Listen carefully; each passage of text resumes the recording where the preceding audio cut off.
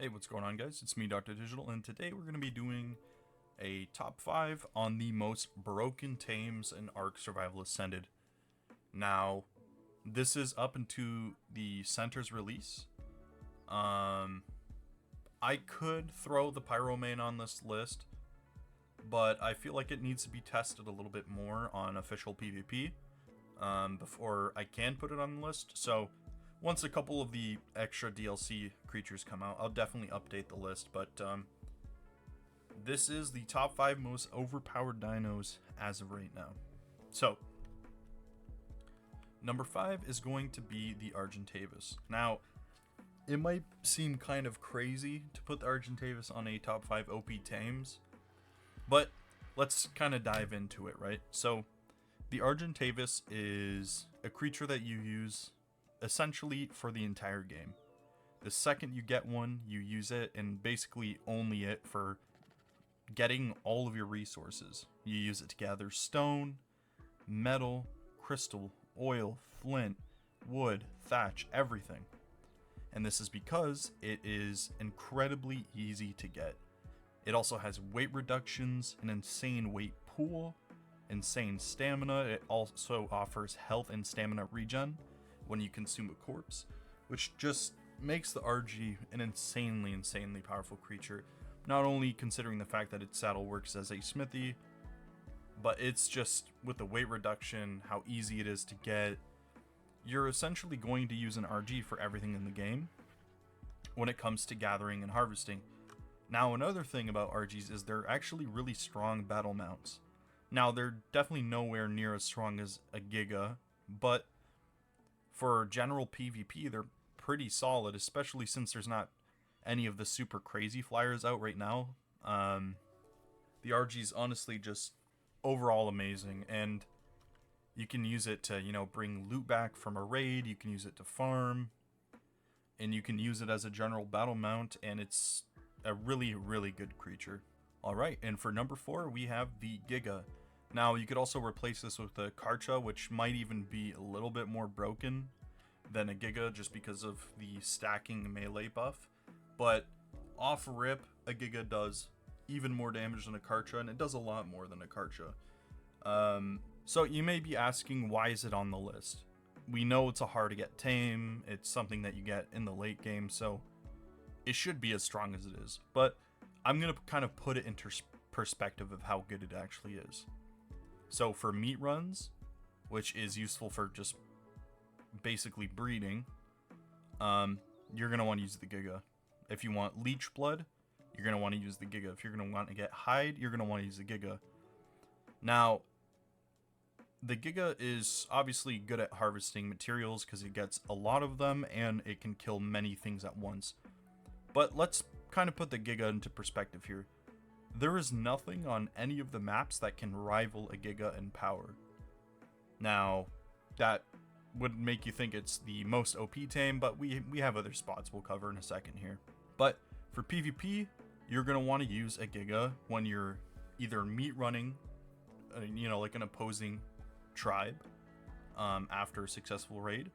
You want to use them on defense because you can, let's say you're based up in a cave, you have a Giga in the front, you can munch down at the entrance, so anybody who tries to run through immediately takes massive damage or just straight up dies. So the reason he's number 4 on the list is because essentially for anything you need to do on PvE or PvP, if you need damage, he can do it. Now, the only thing you can't bring the Giga in for is bosses, which is really unfortunate. But if you were able to bring, Gigas in for bosses, there'd be no point to other dinos like Rexes and Spinos, right? So, it's pretty simple. We have the Giga on the 4th spot, and let's move on to the 3rd spot, which is gonna be the Lightning Wyvern. Now, the Lightning Wyvern doesn't actually output as much damage as a Giga, but it has the safety of being a flyer. Now, there's one thing that a Lightning Wyvern can kill that Gigas actually aren't really easily able to kill, which is the Titanosaurs. Now, by the point you have a Lightning Wyvern, you'll probably already be in the high 80s or 90s even, so you don't really need XP as much. But when you're higher in levels, it takes an insane amount of grinding to get that XP. and that's where the Lightning Wyvern comes in. The Lightning Wyvern makes it insanely easy to get XP. You just kill your Titanosaurs with its Lightning Breath, and which again, Giga can't really do. Giga can't really fight a wild Titanosaur. If you have some good, mutations and stuff, for sure. But the Lightning Wyvern is just it's a safe creature. It's good at it's actually good at harvesting thatch, cactus sap, and charcoal from the burnt trees. So it's just a really good creature, and you can also breed them, which wasn't a thing until a little bit later in ASC's life cycle. But now you can breed them, which makes them even better because you can farm exceptional kibble super easily. You could also do it with UDs, but it makes getting kibble really easy. It also, again, you can just breed them to make them even more powerful. For example, I had a Lightning Wyvern that could kill Titanosaurs in under 2 minutes that I had bred up. So, really good. They're great for helping you get XP and for killing certain, creatures that are notoriously difficult. So, at our number 3 slot, we have Lightning Wyvern. For number 2, we have a new creature, and after about 2 months now, it is broken. A lot of people had assumed that, being able to resurrect a creature isn't all that amazing, especially since you can just breed them.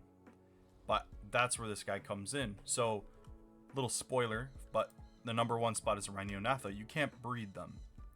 And the thing that's really nice about that is if you accidentally get your Rhynionatha killed, you can just revive it. And we don't have any super rare creatures or unbreedable creatures yet. But once they come out, they're going to be huge lifesavers. So you'll be able to revive Phoenixes, like Reaper Kings, which those two alone is kind of a big deal. Reaper Kings especially, Rhynionathas, like I had said previously. And it also allows you to mess up and just kind of get a free get out of jail card, right? Not only that, but you can build on it. It is an insane greenhouse. I did some testing. I'm actually going to release a video on that in a while here, but it's like around 3 times faster than a normal greenhouse, and it works pretty much autonomously. You don't have to irrigate it, you don't have to fertilize it, it just goes to work, and you get a bunch of crops, which is amazing. We have this at the number 2, not because of its strength, but because of its utility. I'd say out of any of the creatures in the game, it is the second most useful, and that's because we're going to be covering number 1. And that number 1 slot goes to the Rhynionatha. Now,